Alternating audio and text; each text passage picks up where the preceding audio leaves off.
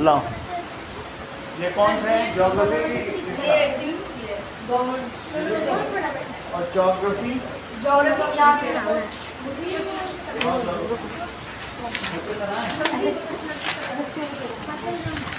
बदल रहा हूँ सर। क्वेश्चन आ सकता है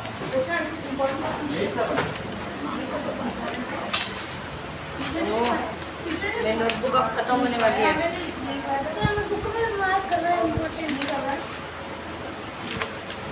अब कुछ बचा ही नहीं है। एक, दो, तीन, 4, 5 पेज। मतलब मुश्किल से मेरे लिए 5 ही पेज है उसमें। बात हो गया उसका। ओके,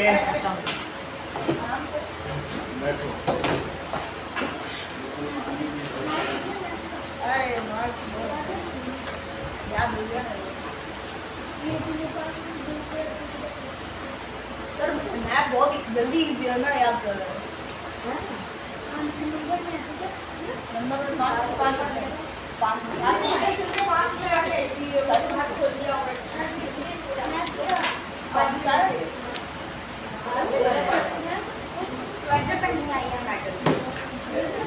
वो गर्मी से पहले ना होते हैं आज या फिर पहले नहीं इसलिए जाते हैं पूरा एक कोड ना चले नाम ही याद नहीं है बस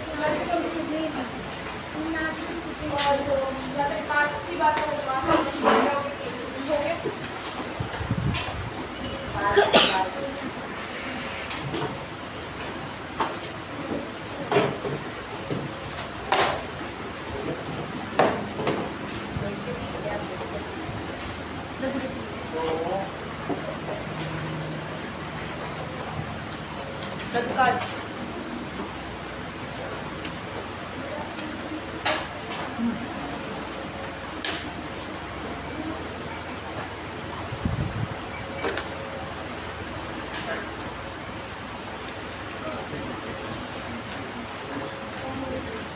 देखिए पहला क्वेश्चन, क्लासिफिकेशन ऑफ रिसोर्स। कल का वीडियो अच्छा नहीं बना था, किसने बनाया था वो भी मैं इसीलिए भेजा नहीं, बिल्कुल ब्लर था। आज सही बनाना, उसको फोकस कर लिया करो। हाँ तो वो ये लोग जो बैठते हैं उनके पास क्लासिफिकेशन है। एक है एसेंशियल रिसोर्स। एक रिसोर्स कौन कौन सा हो गए? एक एसेंशियल है यस सर और एक है मटेरियल बेस्ड और तीसरा है एनर्जी बेस्ड। वो नहीं है, वो के हिसाब से 3 है। और तीसरा कौन सा है? Energy based. Energy based that is food चाहिए, वाटर और एयर। ये एसेंशियल, इसके बिना लोग मर जाएंगे। अब मटेरियल बेस्ड है जैसे आयरन, कॉपर, गोल्ड, ये सारे हैं। ये मटेरियल बेस, इनसे कुछ चीजें बना सकते हो। और एनर्जी बेस क्या है? जैसे solar energy, wind energy, coal, crude oil, petroleum, CNG, wind energy, ये सब है। तो अगर ये चीज आएगी तो आप ऐसे लिख देना। Okay okay sir. नाउ अगला देखो, सर मार्बल भी हो सकता है। मार्बल की बात है तो मार्बल किसमें है? Marble material base. Marble next देखिए कि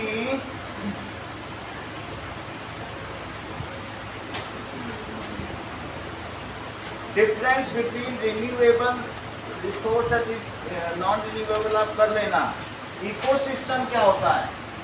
अगला क्वेश्चन, इकोसिस्टम का मतलब क्या होता है कि place where living and non living things live together. उसे क्या कहेंगे बताओ? Place where living and non living things live together. Place where living and non living and non-living work to survive। ठीक है, लिव ये एक साथ रहते हैं, एग्जिस्ट टुगेदर। और क्या करते हैं बोलो? Together and exchange material with each other. हम हवा लेते हैं और कार्बन डाइऑक्साइड देते हैं, तो एक हम लोग एक्सचेंज करते हैं हाँ। आपस में। एंड एक्सचेंज मटेरियल हम क्या वो करते हैं? इंटरेक्ट करते हैं। Interact with each other. हम क्या करते हैं? And interact with each other. जैसे कि फॉरेस्ट क्या हो सकता है? फॉरेस्ट इकोसिस्टम है। माउंटेन में भी एक इकोसिस्टम है। Forest river mountain river river में बहुत सारी चीजें होती है, पानी होता है, मछली होती है, आपस में एक दूसरे से लेन देन करते हैं। हाँ। तो रिवर क्या हुआ? इकोसिस्टम। ओशन। हाँ रिवर। सर हाँ रिसोर्स के एसेंशियल में तो मटेरियल और एनर्जी दोनों आ सकते हैं ना। क्या रिसोर्स में जो एसेंशियल होते हैं मटेरियल क्या एसेंशियल वो है जो जिंदा रहने के लिए सहायक है, और मटेरियल बेस्ड है जिससे हम घर बनाते हैं, मकान बनाते हैं, गाड़ी बनाते हैं। और एनर्जी वो है जिसको गाड़ी में फ्यूल डालते हैं या हमें कुछ एनर्जी की घर को गर्म रखते हैं। तो ये एनर्जी बेस्ड है। सर एनर्जी को क्यों अलग क्लासिफाई किया गया? इसलिए अलग किया है क्योंकि हमें एनर्जी नीड्स की ज़रूरत पड़ती है। बहुत सारी चीज़ें ह्यूमन खुद नहीं करना चाहता है। तो अगर एनर्जी नीड्स है, सोलर एनर्जी कोल, तो उससे बिजली बना ली, कुछ बना लिया, बहुत अपने काम निकाल रहे हैं। तो एक होता है कि जिससे हम कार बना लें, घर बना लें, गाड़ी बना लें, बंगला बना लें। और तीसरी चीज़ क्या है जो हमारे खाने के लिए जरूरी है, खाने खाने के पीने लिए। सांस लेने के लिए, वो कैसी है? जो हमारे लिए जरूरी है। एसेंशियल है, मटेरियल बेस्ड, तुम समझ गई। और तीसरी चीज़ क्या है? जिससे हम एनर्जी लेते हैं। ठीक है। और चॉप ये मत खाया करो, च्युइंगम यहाँ का। अगला देखो,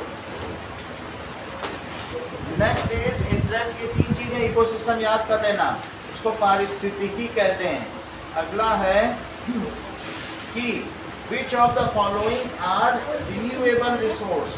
तो आपको एग्जाम्पल में बताना है, इसका आंसर दीजिए। Which of the following are renewable resource.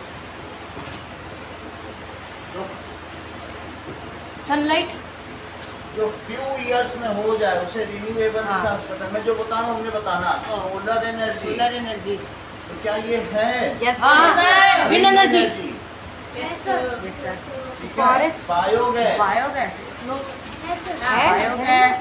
हाँ। बायोगैस, वाटर, वाटर भी बार बार यूज कर सकते हैं हम। Hydro energy. हाइड्रो एनर्जी भी यूज कर सकते हैं बार बार। तो इसमें कौन सा आंसर करेक्ट है? For all of them, all of them. सारे यूज कर सकते हैं। all of them। बायोगैस तो कुछ नहीं है, जो गोबर से गैस निकलती वही है बायोगैस। तो ह्यूमन है, एनिमल्स है, सब एक्सक्रीटा करेंगे और उनसे गैस तो बनती ही रहेगी। हाँ। तो ये तो होता ही रहेगा। बायोगैस तो है ना। सीएनजी की तो बात कह नहीं रहा हूँ कि जमीन से निकले फोड़ के निकाली जाए। नहीं। ये तो जो डिकम्पोज हो रहे हैं मटेरियल्स, ऑर्गेनिक तो डिकम्पोज के प्रोसेस के टाइम जो गैस निकलता है वो बायोगैस है। है। इसलिए ऑल ऑफ देम आंसर हो गया। सारे यूज कर सकते हैं। All of them. कौन सा? सारे बार बार यूज कर सकते हैं फॉर सम नहीं, सही है। रीजन। तो वर्क टुगेदर टू सर्वाइव, तुमने सही लिखा है, वो भी ये दोनों सही है। एक साथ काम करें टू सर्वाइव। अब नॉन लिविंग थिंग को तो सर्वाइव करना नहीं है, इसलिए मैंने ये लिखा है। अगला देखो, that is which of the following are non renewable resource. Non renewable resource क्या है? So the resource which we can use one time. Which of And the it- example and it takes millions of years to replenish. are non renewable. To replenish.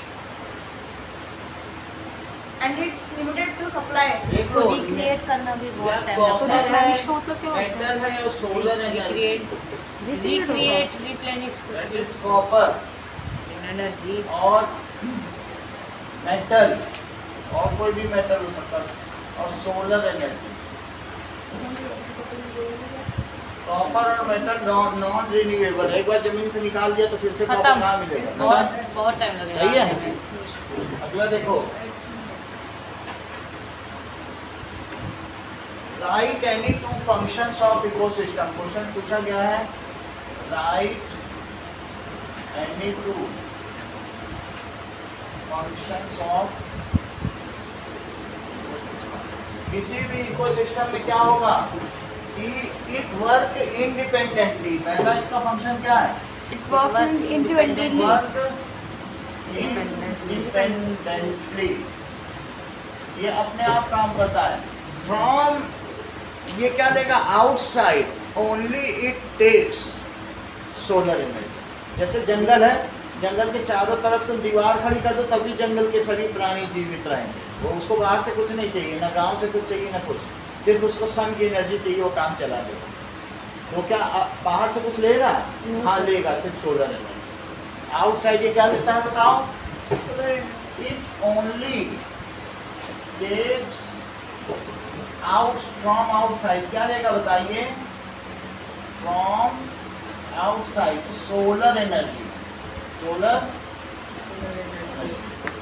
दूसरी चीज, waste of one component is utilized by other as energy source. मान लो human excreta है, उसमें बहुत सारे छोटे छोटे माइक्रो ऑर्गेनिज्म आ रहे हैं, उनके लिए खाना बन गया। एक का जो कंपोनेंट है वेस्ट, इसमें क्या मतलब है? All cycles are completed. Nature से लेगा, नेचर को दे देगा, पूरा साइकिल कंप्लीट और सालों साल चलता रहेगा। ये नहीं होगा कि कभी इसमें सामान कभी खत्म नहीं होगा।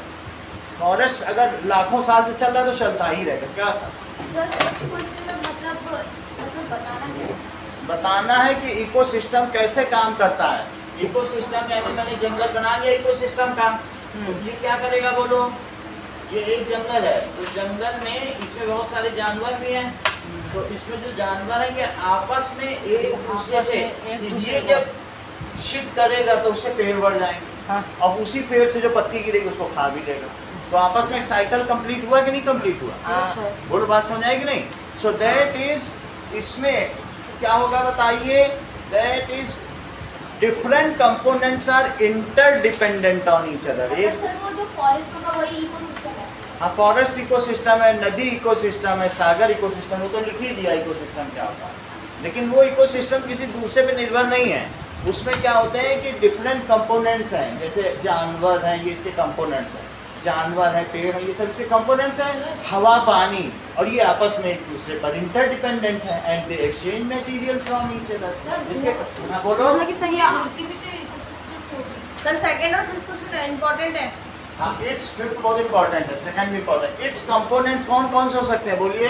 इट्स कंपोनेंट्स आर, दो तरीके के होते हैं, बायोटिक एंड एबायोटिक। कौन से कंपोनेंट है? Biotic and abiotic and abiotic. Abiotic. Biotic में कौन कौन से हैं? लिविंग, बायोटिक आर जैसे एनिमल्स हो सकते हैं, animals, sir living organisms, living organisms हो सकते हैं। और एबायोटिक में क्या हो सकते हैं? Sunlight, wind, water, soil, water, ये सब हो सकते हैं। Yes sir. और ये क्या करते हैं? These continuously exchange materials with each other, आपस में मटेरियल का लेन देन करते हैं। दोनों मिलकर अपने हेल्प करते हैं। मतलब कि सर ये एक इन्हें एक्स्ट्रा किसी चीज़ के बारे में ज़रूरत नहीं है, ये बस आपस में ही इंटरेक्ट करके मतलब कि यूज़ कर सकते हैं। मटेरियल विद ईच अदर, आपस में एक दूसरे से क्या करते हैं? मटेरियल का एक्सचेंज करते हैं। जैसे तुम ये लो, इसमें निकाल लो अपना स्ट्रिंगर और फिर रख लेना, दोनों मुँह बार बार मुँह से निकाल लो, फिर आप भी ले, ये उसको निकल भी सकती हो, नहीं तो ऐसा करो, निकलता है। चलो अगला देखिए, नेक्स्ट इज, ठीक है, अगला क्वेश्चन देखिए। दैट इकोसिस्टम के फंक्शंस आपके समझ में आ गया कि फंक्शन कैसे करता है। जो इकोसिस्टम है, it naturally filter water. Ecosystem में क्या होगा? ट्रीज आर नेचुरली ग्रोइंग और ये water is getting naturally filtered. और तीसरी चीज क्या है? एयर इज गेटिंग नेचुरली क्या होता है बताइए? क्लीन। और चौथी चीज गार्बेज एक्सक्रीटा इज नेचुरली, ये क्या होगा? डाइजेस्टेड, कंपोस्ट, सब कुछ। ये इसको क्या कहते हैं? Function of ecosystem. इकोसिस्टम का क्या फंक्शन है बताओ? ये भी लिखो इसी में फंक्शन, ये 4 नंबर का क्वेश्चन आएगा। फंक्शन ऑफ इकोसिस्टम क्या है बोलिए? देखो, एयर इज नेचुरली क्लीन, हवा वहाँ साफ करने के कुछ लगाना पड़ेगा, प्योरीफायर लगाना पड़ेगा क्या? नो सर, नहीं, वो नेचुरली प्योरीफाई होके आ जाता है ट्री से। Air gets biotic and abiotic, naturally clean. और क्या होगा?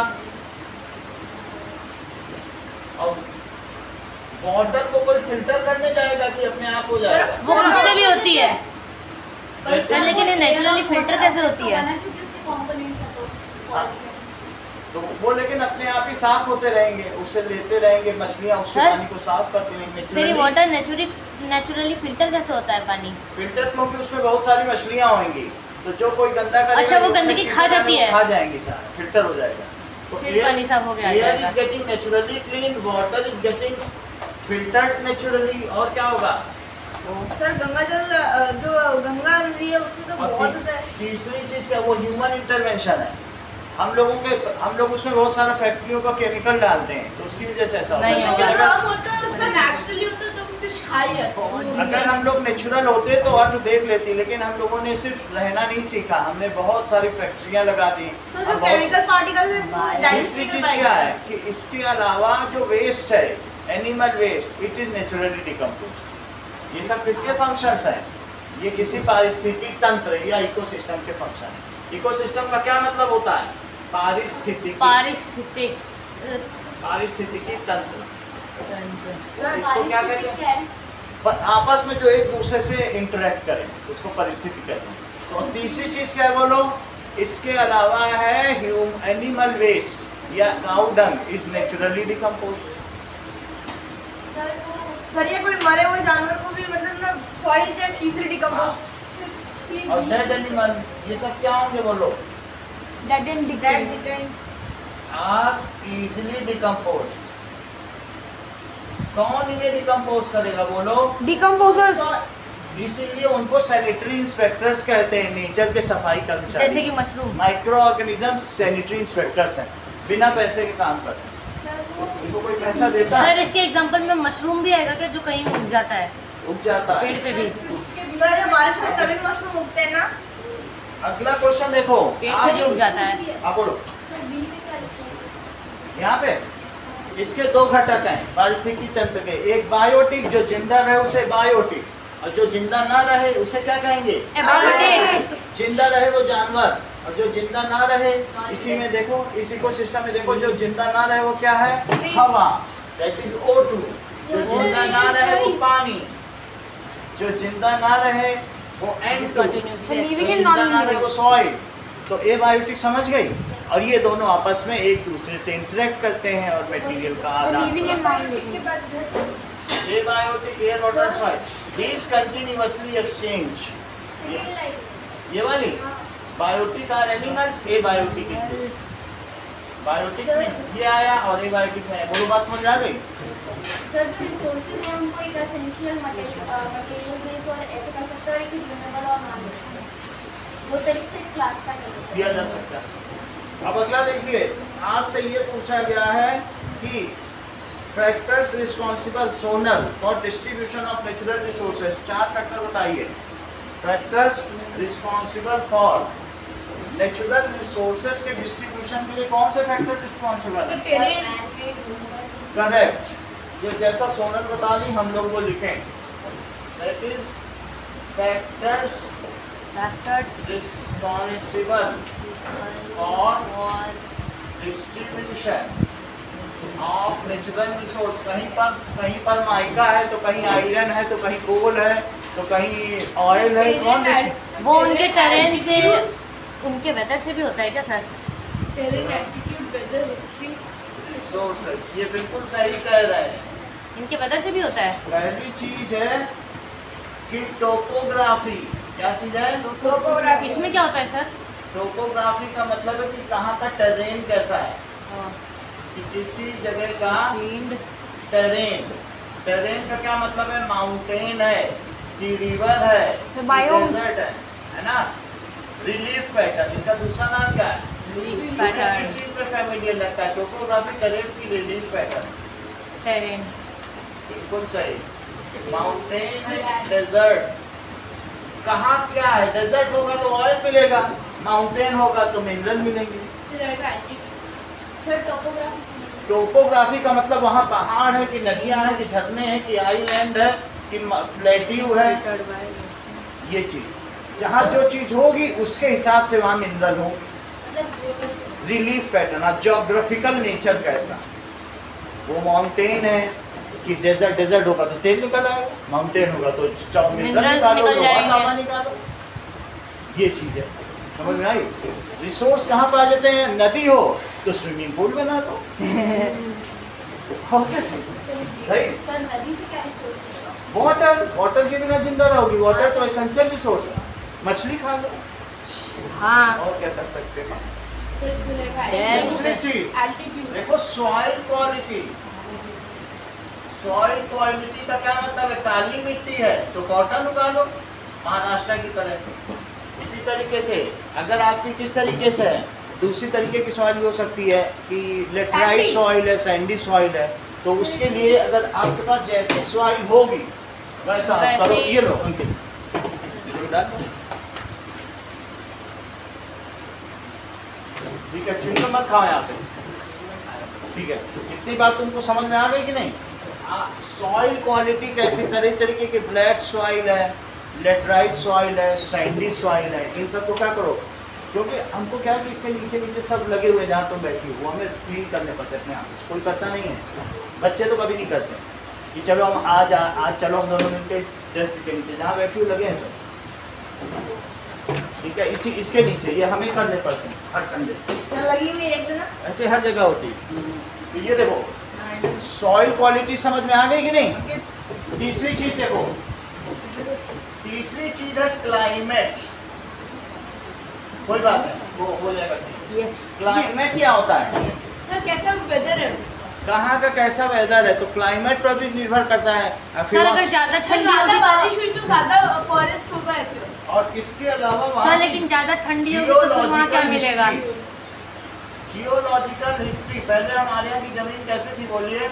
जियोलॉजिकल। गोंडवाना लैंड थी, वो जाके टकरा गई एशिया से तो पहाड़ बन गए। हाँ जमीन आके टकराई, जैसे ही टकराई हिमालय बन गए। हिमालय बन तो गया। हमारी जियोलॉजिकल हिस्ट्री कैसी है? हम बहुत पहले नीचे साउथ पोल पे थे, गोंडवाना लैंड आई, धीरे धीरे एक वहाँ से टेक्टोनिक प्लेट आके टकराई एशिया से और पहाड़ सर टकराने से ऊपर कैसे उठी? टकरा के उसके ऊपर चढ़ गई। सर कितने टाइम में वो चढ़ता टकराए है? हैं? मेरे को ये 10,000 साल। इतने साल में एक पहाड़ बनता है। आप चढ़ गई हो, पहाड़ बन गई। ये न्यूएस्ट माउंटेन है हिमालय। सर अभी चढ़ गए। हाँ, सर तो फिर अभी भी बढ़ रहे हैं, मतलब अभी भी चढ़ रहे हैं। चढ़ रहा है, अभी भी ये चढ़ता जा रहा है। मतलब इंडिया का मैप छोटा है। समझ में आ गई बात? चार तुम्हें क्या क्या बताया बोलो? सॉइल, सॉइल क्वालिटी और Soil. Climate. Geological history. History, History. भौगोलिक इतिहास, भूगोल का इतिहास। जियो का मतलब भूगोल, भूगोल। आगे। जियो मतलब हमारी जियोग्राफी, भूगोल है कि नहीं? भूगोल। बट सर ये टोपोग्राफी जैसे हो रही है। टोपोग्राफी का मतलब है कि तुम कहाँ रहते हो। अगर तुम हिमालय में हो तो मिनरल्स निकाले जाएंगे, और पानी। पानी हो तो वाटर है, और अगर तुम सैंड में हो तो वहाँ तेल। ऑयल। ऑयल। अरब देशों में वहाँ क्या है? ऑयल। सर इतिहास तो उसका सेम ही रहेगा, जैसे माउंटेन से तो पहले वो डेजर्ट होते थे। अब जो भी हो, इसको तुम्हें अभी याद करना, बाद में एक्सप्लेन किया जाएगा। सही है? इन चारों चीजों पे निर्भर करता सर है। लेकिन जहाँ पे बर्फ पड़ेगी वहाँ से क्या निकलेगा? जहाँ माउंटेन है वहाँ इतना टिम्बर है, टिम्बर? बहुत पेड़ है, काट काट के तुम पूरे नीचे पूरे भारत की जरूरत पूरा कर सकते हो। वहाँ इतने टीक के पेड़। कभी जाओ शिमला तो देखो, सब होटल में, सब दरवाजों में पूरा होटल टीक का बना। इतनी लकड़ियाँ, और लकड़ियाँ ऐसी ऊंची कि इतनी मोटी मोटी, और सर ऊपर करो तो गर्दन टूट जाए। 100 मीटर जाए, 100 मीटर 25 ऊंची। मंजिल तक पेड़ जा रहा है, मतलब और यहाँ उसका से कोई छत अंत फाड़ नहीं के है। तक निकल जाएगा, इतने बड़े बड़े पेड़ है। मतलब देखिए, नाउ पूछा गया question, what are the benefits of natural resource? क्या उसका कोई फायदा भी है? Yes sir. हाँ 7 तो बहुत सारे फायदे हैं।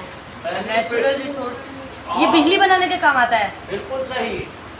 नेचुरल रिसोर्स, जैसा तेजस आनंद ने कहा, इकोनॉमिक ग्रोथ। हाँ अगर हमारे पास बहुत सारे नेचुरल रिसोर्स हैं तो हम दूसरे देशों को बेच के पैसा कमा हाँ। सकते हैं। इसके अलावा एम्प्लॉयमेंट, ये क्या करता है बोलो? सर लोगों को जॉब देते हैं। ये जॉब अपॉर्चुनिटीज।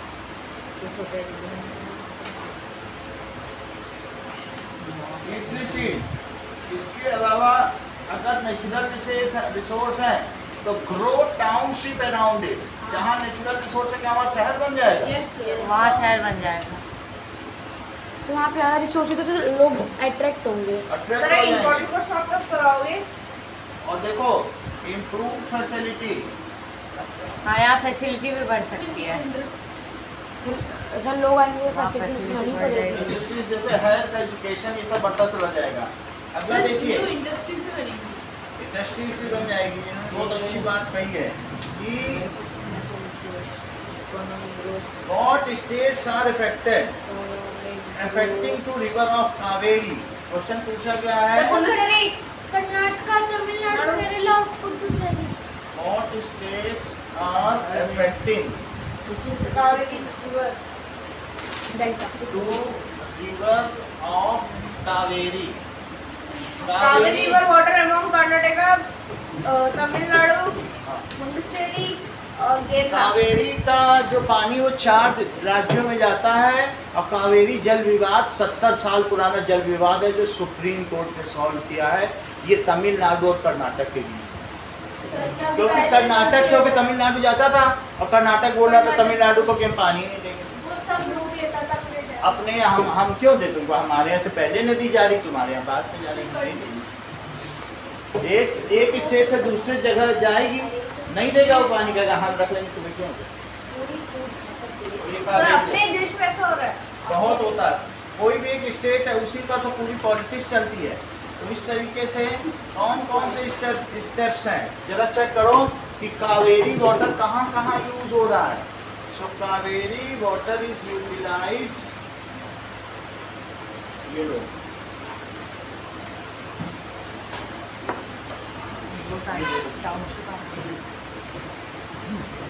अब देखो कावेरी वाटर कहाँ कहाँ यूटिलाइज हो रहा है, चेक करिए।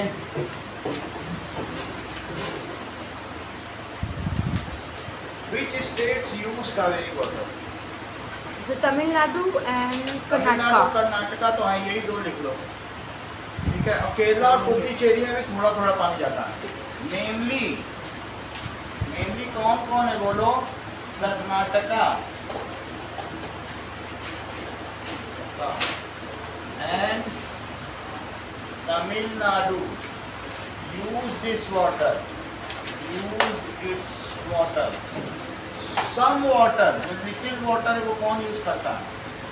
little part of water is used by Puducherry, ये एक तरीके का यूनियन है, यूनियन टेरिटरी। तो is used by Kerala, Kerala भी यूज करता है, एंड पुडुचेरी।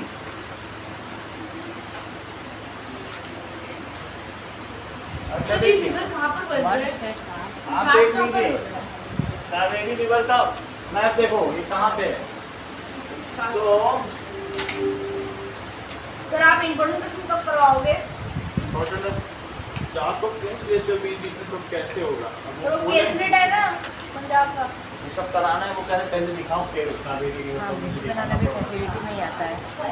चलने दोगे तो जल्दी से हो जाएगा, बहुत ही क्योंकि this is right to information. वो कहेंगे सर हमारा RTI है, हमें तो जानने का अधिकार है, फिर क्या करोगे? देखो कावेरी रिवर का ट्रैक देखो, रूट ऑफ कावेरी रिवर, तो देखो कैसा है। इसमें तुम्हें कुछ पता चल रहा है? पहले कहाँ से निकली? कर्नाटक से। कर्नाटक से कहाँ गई? तमिलनाडु। लेकिन हो सकता है तुम्हें इसका पानी कुछ केरला जाते हुए दिख रहा है, हाँ, सिर्फ यहाँ हो सकता है, यहाँ से आगे चला ही जाए। निकल और कुछ जाएगा। पानी पुडुचेरी में गया, यही पुडुचेरी है, ठीक है। डेल्टा तो बना रही है। इसका मतलब क्या है कि और यहाँ पे देखो, यहाँ ज्यादा क्लियर दिख रहा है। कावेरी का रूट है, तुम्हें यहाँ पे केरला में जाते हुए कुछ पानी दिख रहा है? हाँ, देखो 2-3 नदियाँ, बहुत थोड़ा पानी। और पुडुचेरी में भी, हाँ, तो पुडुचेरी यहाँ दिखाया नहीं गया, इसी जगह पे रहते हैं। सर वो कौन से माउंटेन है? इस तरह से तुम्हें समझ में आ गया? तो वो दिस इज कावेरी रूट, पहले कर्नाटका जाता है, फिर कहाँ जाता है?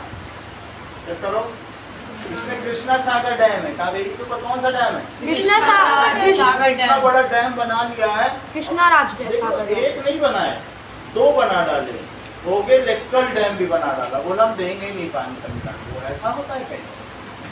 ना। हमारे यहाँ चलो, इसके अलावा और क्या हो सकता है?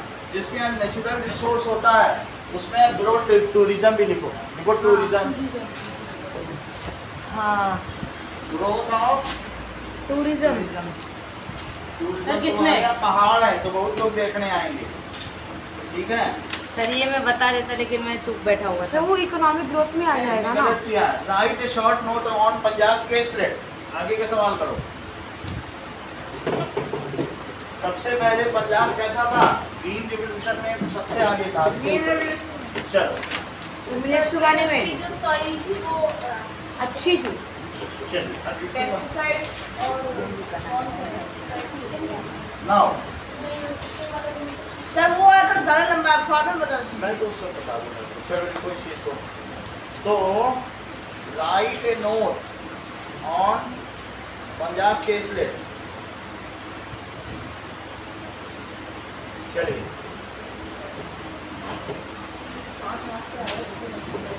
अगला क्वेश्चन देखें। Question number 8। 9 है तो। Write a note on Punjab caselet. ठीक है। अर्लियर पंजाब वहां से green fertile land, plain land क्या था अर्लियर? अब नहीं है। पंजाब कैसा था? Punjab was green fertile plain land. फिर क्या हुआ? It is further improved by green revolution. सबसे बात बताइए क्या हुआ? ड्यूरिंग 1960 में क्या हुआ? There was green revolution. There was green revolution. Revolution. revolution. तो पंजाब फार्मर ने क्या किया बोलो? सर मिलेट्स उगाना शुरू कर दिया था। Farmer shifted their cultivation from wheat to rice. उन्होंने कहा अब तो हम चावल उगाएंगे। क्या करना शुरू कर दिया? Shifted their cultivation. कहाँ से कहाँ बोलो? Cultivation from wheat. क्या ये चीज सही है? Wheat सर हर रोज कुछ नया होना चाहिए। राइस। राइस में बहुत पानी लगता है, जहाँ ज्यादा पानी बरसे वहाँ उगाएं। और उसके लिए उन्होंने क्या किया? Also they used high yielding variety seeds. High yielding variety seeds तो 3 गुना पानी खाती है। ऑल्सो दे यूज, और क्या किया बोलो? दे यूज्ड, क्या किया बोलो? High quality seeds. High yielding variety seeds. Variety seeds seeds ये शुरू किया।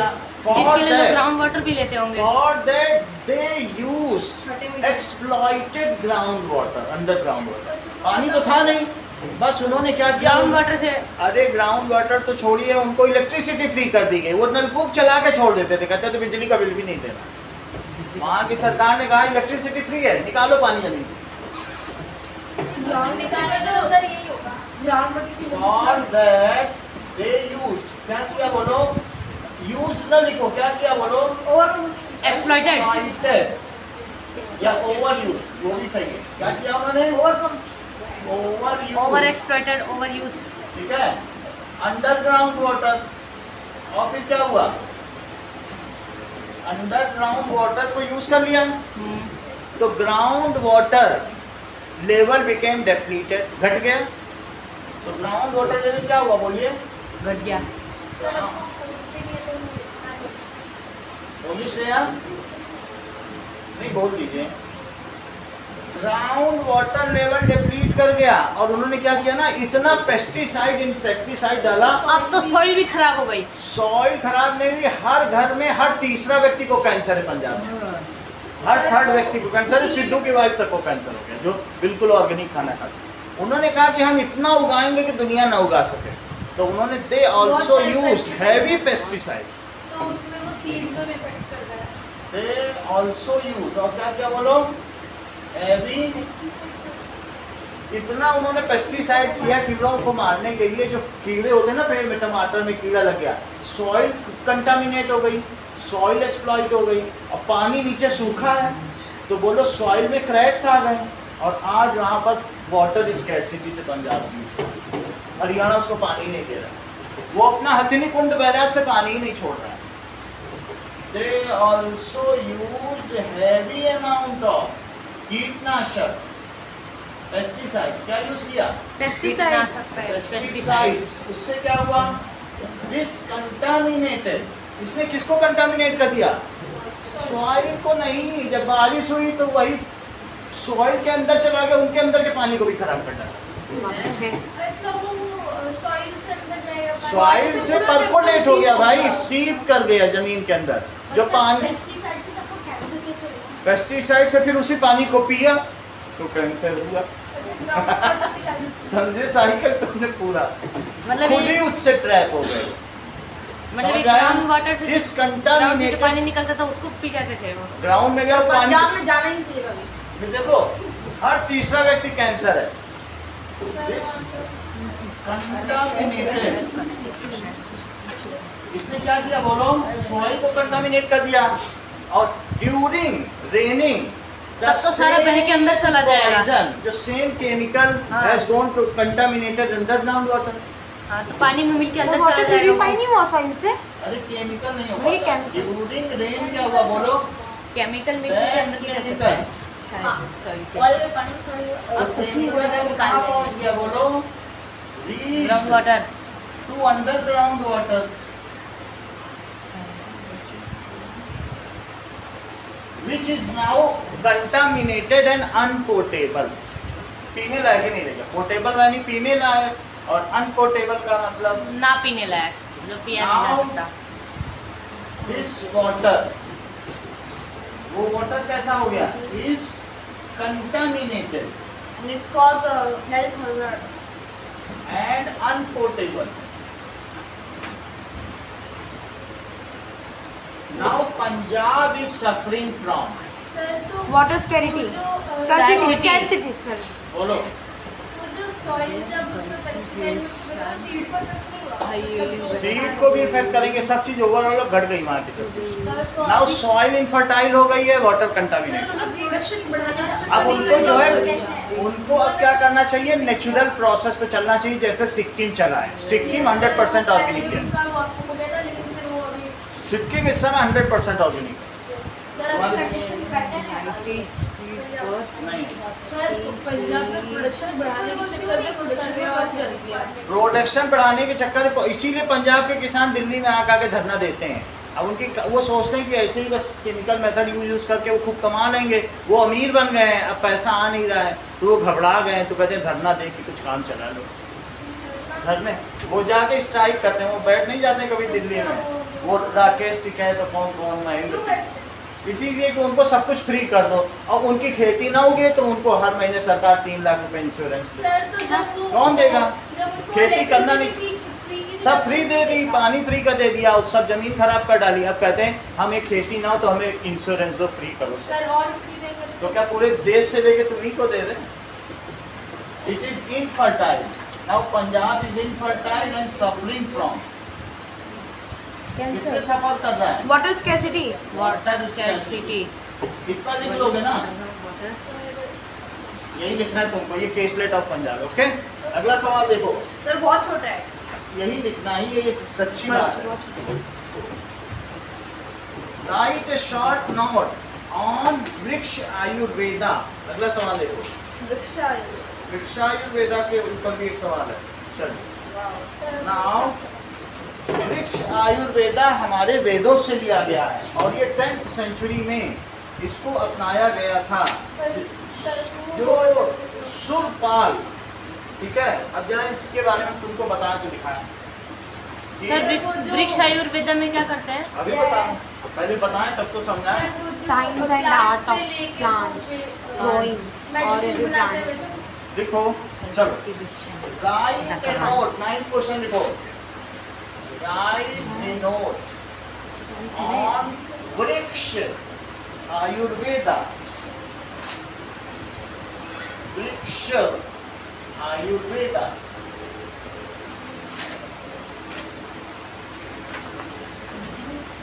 तो वृक्ष Ayurveda is ancient Indian science. ये क्या है? एंशिएंट का मतलब जानते हो? पौराणिक सर प्राचीन। प्राचीन पौराणिक साइंस। किसका साइंस है बोलो? Of caring plants and trees. Plants and trees को केयर करने का साइंस है। ये प्राचीन साइंस है। इसमें का क्या मतलब है कि बोटोलॉजी के ऊपर होगी ना। इट इज, हाँ बोटैनिकल है पूरा। It is traditional knowledge. ये कैसा नॉलेज है? It is traditional knowledge. किसमें दी गई है? Given in text. Given in किसमें दी गई है बोलो? Given in Surpal. एक सुरपाल कोई बहुत बड़े ऋषि थे, उन्होंने लिखा। टेक्स्ट बुक है सुरपाल, जैसे वेद हमारे तो ये टेक्स्ट है बाई ना। होगा ना, गिवन बाई। सुरपाल्स वृक्ष आयुर्वेदा, उन्होंने किताब लिख डाली वृक्ष आयुर्वेदा। सुरपाल ने कब लिखी? 10th century. वृक्ष बोलो, बोलिए। सर 8th क्वेश्चन में लास्ट सेकंड लाइन में इनफर्टाइल, वो बंजर है और वाटर इज इनफर्टाइल। सर आपने वेदा क्यों लिखा है? वेदा होगा ना। अनपोर्टेबल। अनपोर्टेबल का मतलब ना पीने योग्य। सर बोलो। वेदा लिखना, हमने वेदा लिख रखा है यहाँ। गलत लिखा, उसे प्रॉपर करो। सर यहाँ पे एकदम नीचे। इट इज आयुर्वेद, वृक्ष आयुर्वेदा, ठीक है। सुरपाल की वृक्ष आयुर्वेदा टेक्स्ट में ये चीज लिखी गई, कैसे हमें करना है। और उन्होंने कब लिखी? 10th सेंचुरी में। That is written in 10th century। अब अगला सब इसी में देखो, इसमें क्या दिया गया है? इसमें क्या है? In this specific plants are sown in specific soil। जैसे कि example, cotton is sown in black soil. Sown in black soil. Black soil. फिर से इसी तरीके से। रेत में क्या उगता होगा? हाँ? रेत में। फिर अलग अलग एलुवियल सॉइल में शुगर उगाई जाए। Sugar is Son. शुगर को कहाँ उगाया जाना सर चाहिए? लेटरेट सॉइल में क्या होता है? दोमट मिट्टी, दो मिनट की मिट्टी को कहते हैं अलुवियल सॉइल। उसमें चिकनी मिट्टी भी होगी और थोड़ी लेटराइट सॉइल भी होगी, थोड़ी खुरदुरी थोड़ी चिकनी। उसे क्या कहेंगे? सर लेटरेट, वो लेटराइट यहाँ की मिट्टी है जो बिल्कुल पानी डालो नीचे ही चली जाए। सैंडी सॉइल से थोड़ी सी वैसे। लेटराइट कर्नाटक की। ज़्यादा में नहीं सोचना, सॉइल का चैप्टर क्लास 9th में है, वहाँ पर पूरा पढ़ेंगे 8 पेज तक। एलुवियल सॉइल, ठीक है। तो इतना समझ गया ना। पहली बात क्या बताता है? अलग अलग मिट्टी में अलग अलग चीज उगा। ये वृक्ष आयुर्वेद ये बोल रहा है। और क्या बता रहा है बताइए? इसके अलावा इट ऑल्सो टेल्स, किस बारे में बताता है? Tells about seed collection. Seed को कैसे कलेक्ट करो पेड़ से। सीड प्रिजर्वेशन, सीड में लेप लगा के रखा जाता है तो उस पेड़ में कीड़े ही नहीं लगते। उगाने से पहले उसमें लेप लगाओ। हाँ, गेहूं ऐसे सीधे मत डालो, उसको किसी केमिकल से ट्रीट करो, वो भी नीम के पानी से ऐसे, फिर डालो। नीम के पानी से मतलब? Seed preservation. सर नीम के पानी का मतलब क्या? नीम में ऐसे प्रॉपर्टीज होती हैं जो कीड़े नहीं लगते। सर नीम को पानी में डाल दो, उसका वो प्लांट को डाल दो। नीम के पानी का, नीम का जूस निकालो और उसमें सब बीजों को ट्रीट करो, फिर सुखा लो, फिर उसको भीगा दो। सर ऐसे भी तो कर सकते हैं, नीम के पत्तों को लेके उनका पानी में गिरा। नहीं, खाते हैं। सीड प्रिजर्वेशन नोट करिए। इसके अलावा क्या होगा? इसके अलावा सॉइल प्रिपरेशन, जमीन में ऐसे ही मत डालो। Soil preparation, soil preparation. फिर उसके बाद सोइंग। हम लोग आज ट्रैक्टर से जमीन खोद डालते हैं 1 फीट, उतना नहीं खोदना होता है, सिर्फ इतना ऊपर तक। समझ में आई बात कि नहीं? उससे क्या होता है? उसका पूरा इकोसिस्टम ही डैमेज हो जाता है, उसके सारे अर्थवॉर्म मर जाते हैं। तुम कहीं तहलका मचा दो तो हम खेती करने जा रहे हैं, तो सही है? नो सर, हल्का हल्का खोदो, जैसे हल से खोदना है ना, हल से खोदो। खुरपी से ऐसे मशीन, बड़ी बड़ी हैवी मशीन से सब बेकार हो जाता है। Soil preparation. इसके अलावा इट ऑल्सो, इतनी बातों में समझ आ गई? It also gives us the natural method of pest management. चूहों से कैसे बचा जाए, कीड़ों से कैसे बचा जाए, पेड़ों के कीड़ों से, उसका मैनेजमेंट भी बताता है वृक्ष Ayurveda. It also tells about किसके बारे में बताता है बोलो? Pest management. पेस्ट मैनेजमेंट की भी बात बता। और नेचुरल रिपेलेंट, ऐसे रिपेलेंट जिससे कि मच्छर भाग जाए, कीड़े ही भाग जाए। मतलब कि सर वो खराब ही ना हो।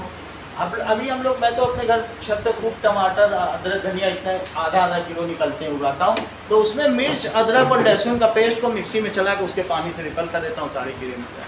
ये नेचुरल रिपेलेंट, हमें अलग से नहीं चाहिए पॉइजनस चीज। सर प्लांट आर नहीं है, समझ आ गया रिपेलेंट का क्या मतलब? अब बोलो। Plant are super, plant are sown, उगाए जाएं इन स्पेसिफिक सॉइल, अलग अलग तरीके के प्लांट अलग अलग मिट्टी में उगाए जाएं। अगला देखो वृक्ष आयुर्वेदा का।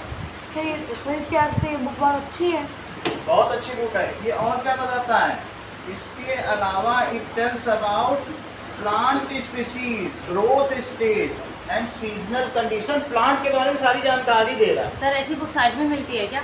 बिल्कुल बॉटनिकल है ये। इट ऑल्सो टेल्स अबाउट, कितना बड़ा है सर? यहीं तक लिख देना, प्लांट स्पीसीज। प्लांट की स्पीसीज के बारे में बताता है।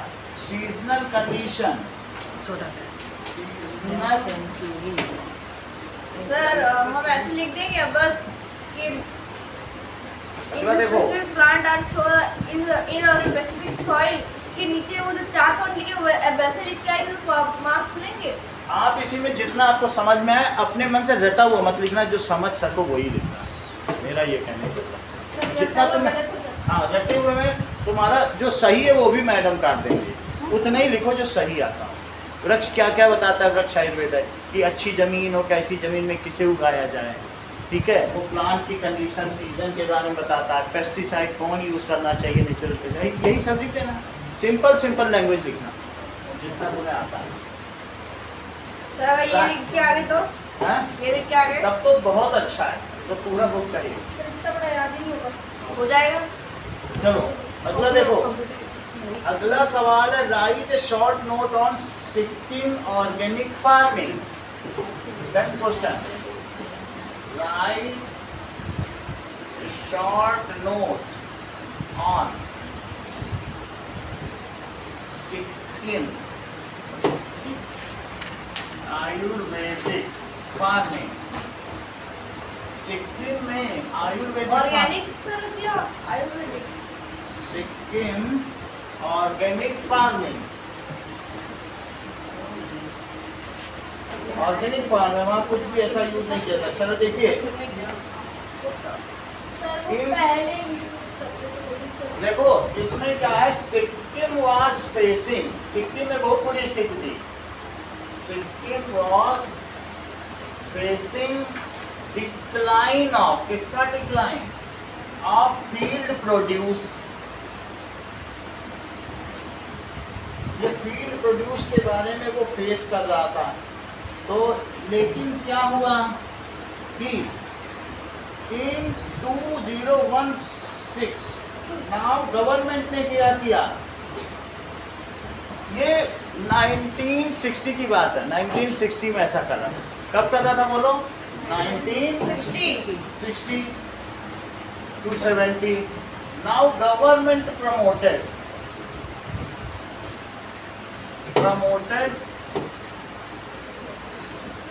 ठीक है, गवर्नमेंट ने एक स्कीम प्रमोट की, एक स्कीम अंडर विच क्या था बोलो? Under this the farmers who are adopting organic farming are given incentives, उनको पैसा दिया जाता है। जो ऑर्गेनिक फार्मिंग करेंगे उनको क्या मिलेगा?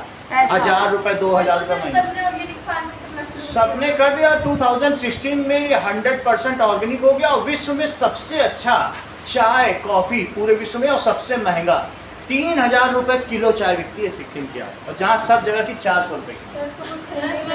कोई हम लोग खरीद ही नहीं सकते, वो सब बाहर चली जाती है। हम लोग इंडियंस में पैसा ही नहीं है। सिक्किम में जो उगता है सब बाहर जाता है, हम लोग खरीद नहीं सकते, इतना महंगा। दुबई वाले खरीदते हैं। सर हम खरीदेंगे तो हम लोग उतना 3,000 रुपये चाय कौन खरीदेगा, यहाँ तो 10-10 रुपए के लिए हम लोग देख रहे हैं। समझ लो कितना इनकम हो गई सिक्किम की। नहीं तो उन्होंने क्या किया, अंडर दिस स्कीम क्या हुआ बताइए, under this scheme government has given incentives who were adopting organic farming.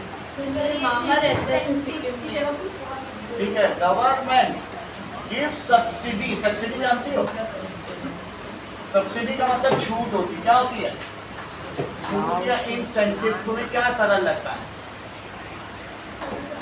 Subsidy? ठीक है, चीजों में छूट मिलती है उसे सब्सिडी कहते हैं। गवर्नमेंट गिव सब्सिडी, किसको सब्सिडी, गिव सब्सिडी, किसको सब्सिडी दी बोलो? To farmers. Give subsidy to farmers adopting, जो क्या अडॉप्ट करते थे, ऑर्गेनिक फार्मिंग। और कब करते थे बोलो? दिस स्कीम वाज स्टार्टेड, इसको स्कीम किया और हुआ क्या, फार्मर्स एडॉप्टेड दिस स्कीम। उन्होंने क्या किया, इस स्कीम को फार्मर स्टार्टेड, फार्मर ने क्या किया, started organic farming, organic farming start कर दिया। और क्या रिद्धिमा आप जानती हैं कि इन 2016 Sikkim became 100% organic। In 2016 Sikkim became 100% organic। became 100% organic। Sir DD क्या आपने क्या देखा, डीडी है डिजाइन लिखा है क्या ऊपर फेसिंग? फेसिंग वो क्या हो रहा था, डिक्लाइन। डिक्लाइन। 100% ऑर्गेनिक हो गया। Now field produce of Sikkim is of superior quality. अब वहाँ के फील्ड प्रोड्यूस कैसे हैं, end of export quality.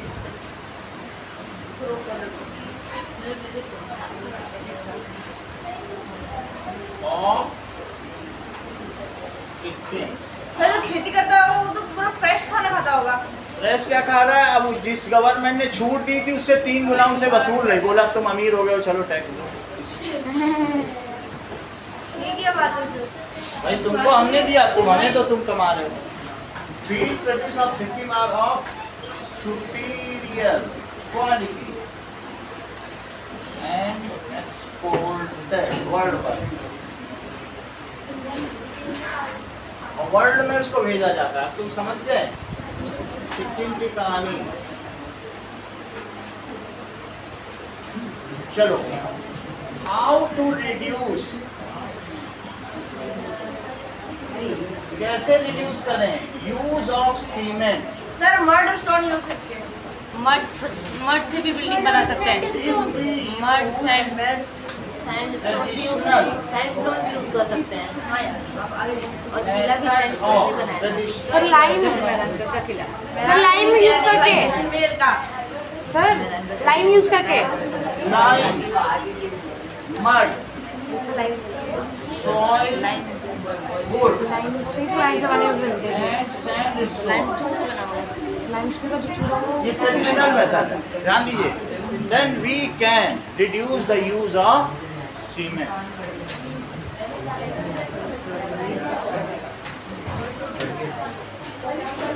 Reduce, sir in century लिखा है ना वो हाँ, सब्सिट्यूट सब्सिडी हाँ। या incentives, use of cement. Cement सुनो, सीमेंट का घर 30 साल चलता है, सैंडस्टोन का 100 साल। ये बड़े बड़े किले बनते हैं, अभी तक जिंदा है बड़े बड़े किले। ये लो जिंदा है? हाँ अभी भी चलते हैं, अभी भी लोग देखने आते हैं। हाँ चलते हैं, अभी भी जिंदा है। जिंदा है, तो अब तक समझा ही नहीं है, देखो क्या ही जिंदा समझाऊं है, मैं। चलते हैं भाई। मतलब कि अभी तक खड़े हो रहा है। सर